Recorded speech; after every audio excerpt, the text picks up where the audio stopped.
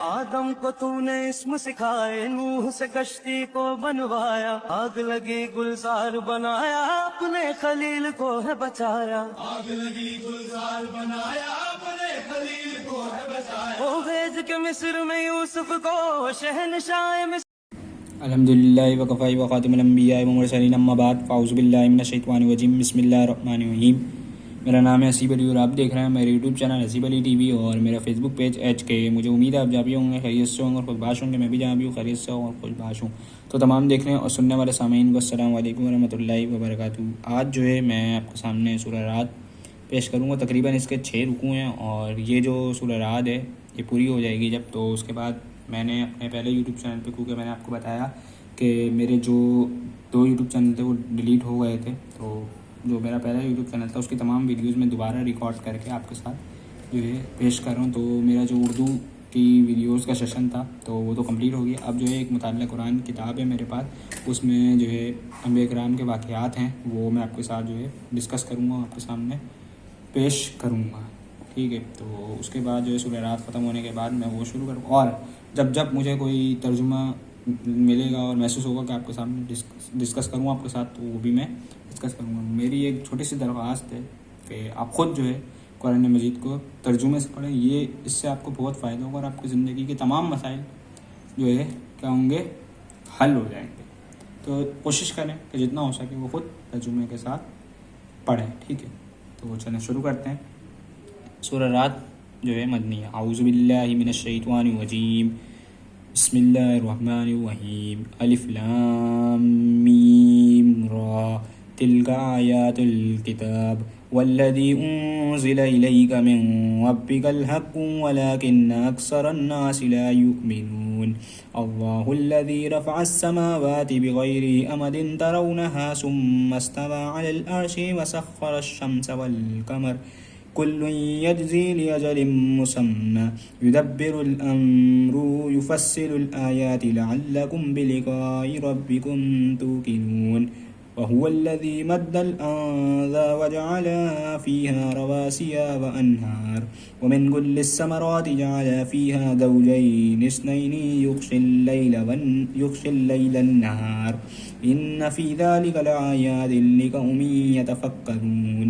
वफ़िल अर्ज़ि क़तीउम मुतजाविरातुन वजन्नातुन मिन अअनाबिन वज़रउन वनख़ीलुन सिन्वानुन वग़ैरु सिन्वानि युस्क़ा बिमाइन वहीद वनुफ़स्सिलु बअज़ुहा अला बअज़िन फ़िल उक़ूल इन्न फ़ी ज़ालिका लआयातिन लिक़ौमिन याक़िलून। एक रुकू आपके सामने मैं रखूँगा, उसके बाद तर्जुमा उसका। वइन ताजब फ़अजबुन क़ौलुहुम अइज़ा कुन्ना तुराबन अइन्ना लफ़ी ख़ल्क़िन जदीद उलाइकल्लज़ीना कफ़रू बिरब्बिहिम वउलाइकल अग़लालु फ़ी अअनाक़िहिम वउलाइका अस्हाबुन नार हुम फ़ीहा ख़ालिदून। वयस्तअजिलूनका बिस्सय्यिआति क़ब्लल हसनति वक़द ख़लत मिन क़ब्लिहिम मुसलात वइन्न रब्बक लज़ू मग़फ़िरतिन लिन्नासि अला ज़ुल्मिहिम वइन्न रब्बक लशदीदुल इक़ाब वयक़ूलुल्लज़ीना कफ़रू लौला उन्ज़िला अलैहि आयातुम मिन रब्बी इन्नमा अन्त मुन्ज़िरुन वलिकुल्लि क़ौमिन हाद। तो एक रुकू हो गया है इसका, तो इसका तर्जुमा भी हम समाअत फरमा लेते हैं। अल्लाह के नाम से जो बेइंतहा मेहरबान और रहम फरमाने वाला है। अलिफ लाम मीम रा, ये किताब इलाही की आयत है। वो जो कुछ तुम्हारे रब की तरफ से तुम पर नाजिल किया गया है वो ऐन हक़ है, मगर तुम्हारी कौम के अक्सर लोग मान नहीं रहे हैं। वो अल्लाह ही है जिसने आसमानों को ऐसे सारों के बग़ैर कायम किया जो तुमको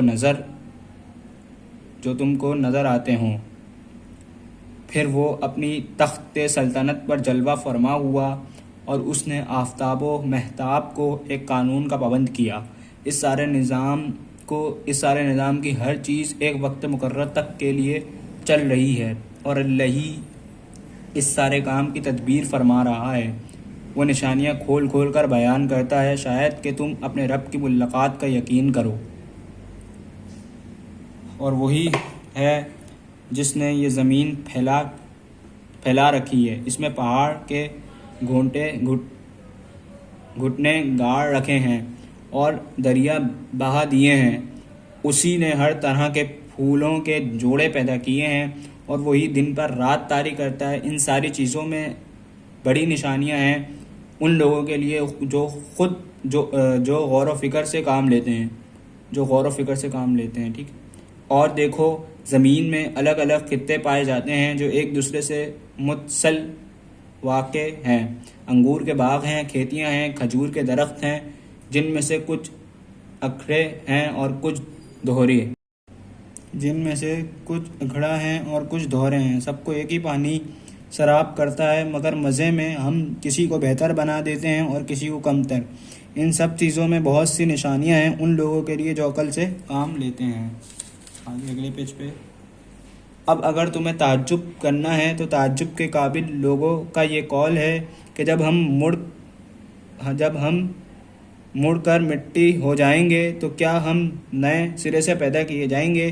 یہ وہ لوگ ہیں جنہوں نے اپنے رب سے کفر کیا ہے، یہ وہ لوگ ہیں جن کی گردنوں میں توق پڑے ہوئے ہیں، یہ جہنمی ہیں اور جہنم میں ہمیشہ رہیں گے۔ یہ لوگ بھلائی سے پہلے برائی کے لیے جلدی مچا رہے ہیں، حالانکہ ان سے پہلے جو لوگ اس روش پر چلے ہیں ان پر خدا کے عذاب کی عبرتناک مثالیں گزر چکی ہیں۔ حقیقت یہ ہے کہ تمہارے رب لوگوں کی زیادتیوں کے باوجود ان کے ساتھ چشم پوشی سے کام لیتا ہے، اور یہ بھی حقیقت ہے کہ تیرا رب سخت سزا دینے والا ہے۔ یہ لوگ جنہوں نے تمہاری بات ماننے سے انکار کر دیا ہے کہتے ہیں کہ اس شخص پر اس کے رب کی طرف سے کوئی نشانی کیوں نہ اتری، تم تو محض خبردار کر دینے والے ہو اور ہر قوم کے لیے ایک رہنما ہے۔ ٹھیک ہے، تو اس میں بھی کچھ باتیں ہیں جو ہم ان کی تفصیل جو ہے پڑھتے ہیں۔ بلفظ دیگر آسمانوں کو غیر محسوس اور غیر مرئی سہاروں پر قائم کیا، بظاہر کوئی چیز فضائی بسیط میں ایسی نہیں ہے جو اس بے حد و حساب اجرام فلکی کو تھامے ہوئے ہو، مگر ایک غیر محسوس طاقت ہے جو ہر ایک کو اس کے مقام و مدار پر روکے ہوئے ہے اور ان عظیم الشان اجسام کو زمین پر گرنے نہیں دیتی۔ اس کے بعد وہ نشانیاں کھول کر بیان کرتا ہے، اور اللہ ہی سارے کام کی تدبیر فرما رہا ہے، وہ نشانیاں کھول کر بیان کرتا ہے، یعنی اس امر کی نشانیاں کہ رسول خدا جن حقیقتوں کی خبر دے رہے ہیں وہ فی الواقع سچی حقیقتیں ہیں۔ کائنات میں ہر طرف ان پر گواہی دینے والے آثار موجود ہیں۔ اگر لوگ آنکھ کھول کر دیکھیں تو انہیں نظر آ جائے گا کہ قرآن میں جن جن باتوں پر ایمان لانے کی دعوت دی گئی ہے، زمین و آسمان میں پھیلے ہوئے بے شمار نشانیات ان کی تصدیق کر رہی ہیں۔ اس کے آگے پڑھتے ہیں کہ آگے کیا ہے۔ اس میں ایک آ گیا، یہ وہ لوگ ہیں جنہوں نے اپنے رب سے کفر کیا، یعنی کہ مڑ کر مٹی کیسے ہو جائیں گے سوال کرتے ہیں نا، تو اس کے حوالے سے یہاں پہ بتایا گیا، یعنی ان کا آخرت سے انکار دراصل خدا سے اور اس کی قدرت اور حکمت سے انکار ہے۔ یہ صرف اتنا ہی نہیں کہتے کہ ہمارا مٹی میں مل جانے کے بعد دوبارہ پیدا ہونا غیر ممکن ہے، بلکہ ان کے اسی قول میں یہ خیال بھی پوشیدہ ہے کہ معاذ اللہ وہ خدا عاجز و دردمندانہ اور نادان و بے خرد ہے جس نے ان کو پیدا کیا ہے۔ اور آگے بتایا گیا، یہ لوگ بھلائی سے پہلے برائی یہ وہ لوگ ہیں جن کی گردنوں میں توق پڑے ہوئے ہیں۔ گردن میں توق پڑے ہونا قیدی ہونے کی علامت ہے۔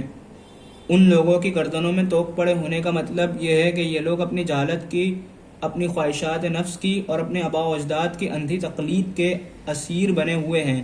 یہ آزادانہ غور و فکر نہیں کر سکتے، انہیں ان کی تحصیبات نے ایسا جگڑ رکھا ہے کہ آخرت کو نہیں مان سکتے، اگرچہ اس کا ماننا سراسر معقول ہے، اور انکار آخرت پر جمے ہوئے ہیں اگرچہ وہ سراسر نامعقول ہے۔ اس کے بعد کہا گیا کہ یہ جو ہے بھلائی سے پہلے برائی کی جلدی مچا رہے ہیں، یعنی عذاب کا مطالبہ کر رہے ہیں۔ ٹھیک ہے، اپنے بھائی سجد کو دیجیے اجازت، اور اگر میں نے کوئی غلط بات کہہ دی ہو تو اس کے لیے جو ہے میں معذرت کرتا ہوں آپ سے۔ ٹھیک ہے، اپنے بھائی سجد کو معاف کر دیجیے گا، اور اللہ تعالیٰ سے دعا ہے کہ جو کچھ کہتے ہیں سنتے اس پر عمل کی تو ہمارے کو توفیق نصیب فرما، اور میری گزارش ہے کہ آپ خود جو ہے ترجمے سے قرآن مجید کو پڑھیں۔ جزاک اللہ خیر، اپنے بھائی سجد کو دیجیے اجازت، اللہ حافظ۔